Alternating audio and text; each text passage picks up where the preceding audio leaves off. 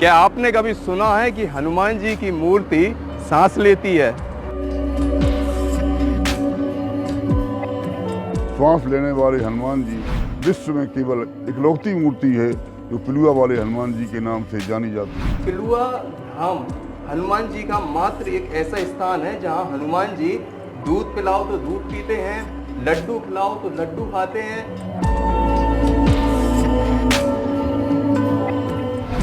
नमस्कार, मैं अमित सिरोटिया वेब दर्शन के सभी दर्शकों का स्वागत करता हूं। वेब दर्शन के दर्शकों को आज मैं दर्शन कराने ले चलता हूं यूपी के इटावा शहर से 12 किलोमीटर दूर बीहड़ों के बीचों बीच में पिलुआ महावीर।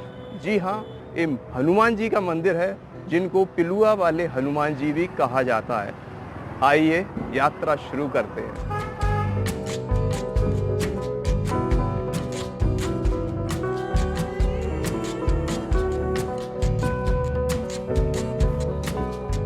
पवन पुत्र बजरंगबली अष्ट चिरंजीवियों में से एक। वे कलयुग में भी हैं, इस बात में हनुमान जी के भक्तों को कोई संदेह नहीं। लेकिन आज हम आपको हनुमान जी के वो दर्शन करवाने जा रहे हैं जहां मूर्ति पूजा और प्राण प्रतिष्ठा के सच्चे प्रमाण मिलते हैं। क्या आपने कभी हनुमान जी की मूर्ति को दूध पीते हुए देखा है? क्या आपने कभी हनुमान जी को लड्डू खाते हुए देखा है? वो भी एक नहीं, दो नहीं, आज तक हनुमान जी हजारों टन लड्डू खा चुके हैं और कई वैज्ञानिक लोग शोध कर चुके हैं, मगर आज तक पता नहीं लगा पाए कि हनुमान जी जो लड्डू खाते हैं आखिर वो लड्डू जाते कहाँ हैं। बजरंगबली की एक ऐसी प्रतिमा जिसमें सचमुच प्राण होने का आभास भक्तों को होता है, जो सांस लेती है, जो भोजन करती है। यूं तो हनुमान जी के चमत्कार कई बार देखने को मिलते हैं, लेकिन महाभारत कालीन उत्तर प्रदेश के इटावा के बीहड़ों में स्थित पिलुआ महावीर मंदिर की हनुमान मूर्ति प्राण की प्रतिमा में प्रतिष्ठा का अनुभव कराती है। भक्तों का यह अनुभव किसी चमत्कार से कम नहीं। हनुमान भक्तों का यह भी दावा है कि हनुमान जी इस मंदिर में जीवंत अवस्था में हैं। एकांत में सुनने पर प्रतिमा से सांसें चलने की आवाज सुनाई देती है। बताया जाता है कि हनुमान जी के मुख से राम नाम की ध्वनि भी सुनाई देती है। हमारे दक्षिण मुखी लेटे पिलुआ हनुमान जी महाराज लड्डू खाते रहते हैं और प्राकृतिक रूप से इनके बुखार बिंद से हमेशा श्वास लेने जैसे बुलबुले उठते रहते हैं और शांति वातावरण में अगर सुना जाए तो राम राम की ध्वनि इनके बुखार बिंद से हमेशा निकलती रहती है। ये सब प्राकृतिक है। लड्डू भी खाते हैं प्राकृतिक रूप से, दूध भी पीते हैं प्राकृतिक रूप से और श्वास भी लेते हैं। जैसे हम लोग श्वास लेते हैं उसी प्रकार से हनुमान जी प्राकृतिक रूप से श्वास लेते हैं। मान्यता है कि इस मंदिर में जो भी बजरंगबली के दर्शन करता है उसके जीवन में कभी कष्ट नहीं आते। हनुमान चालीसा में गोसाई तुलसीदास कहते भी हैं, संकट कटे मिटे सब पीरा, जो सुमरे हनुमत बलबीरा। इस मंदिर की खासियत ये भी है कि कई शोधार्थियों द्वारा हनुमान जी के बड़े बड़े मंदिरों को बहुत बाद का बताया गया है, जबकि बीहड़ों में मौजूद ये मंदिर महाभारत कालीन बताया जाता है।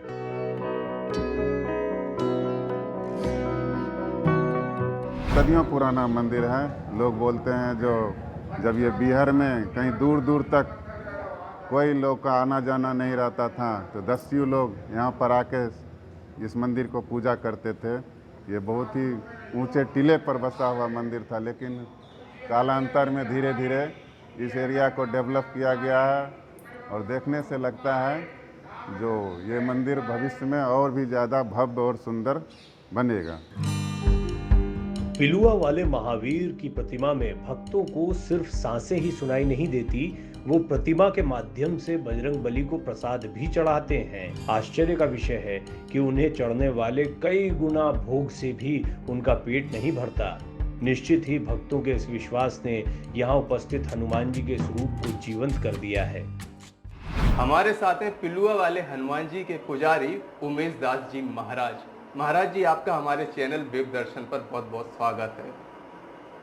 मेरी हनुमान जी पर बहुत आस्था है और लोग जैसा जैसा मुझे बताते हैं मैं वैसा वैसा मान लेता हूँ, लेकिन कई लोग ऐसे भी हैं जो प्रमाण चाहते हैं।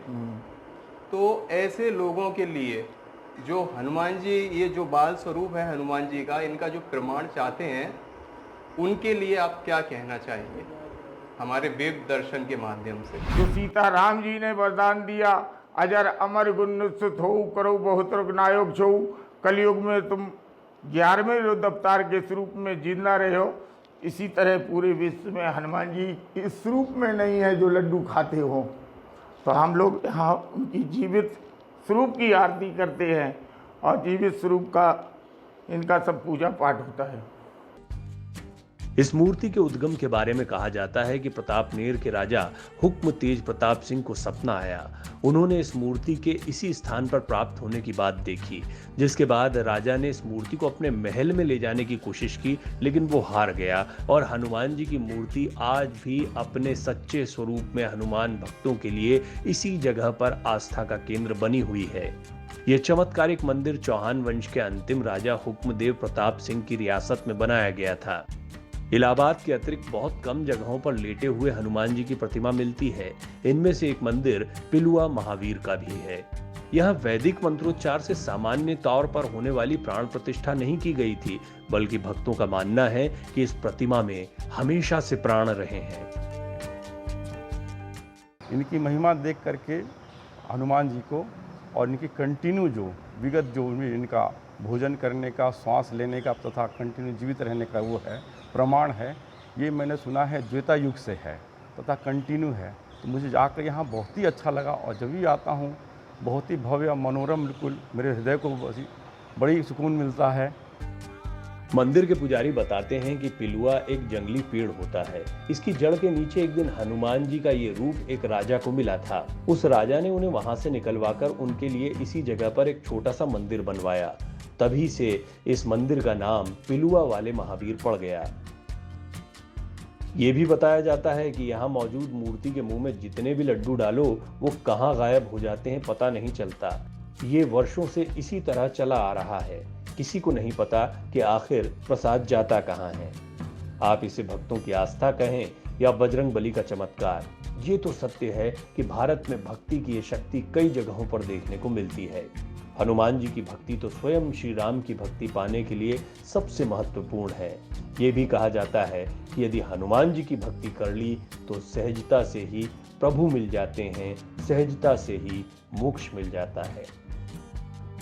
जीवित हनुमान जी, ऐसा मैंने सुना था और आज आकर मंदिर में भी देखा।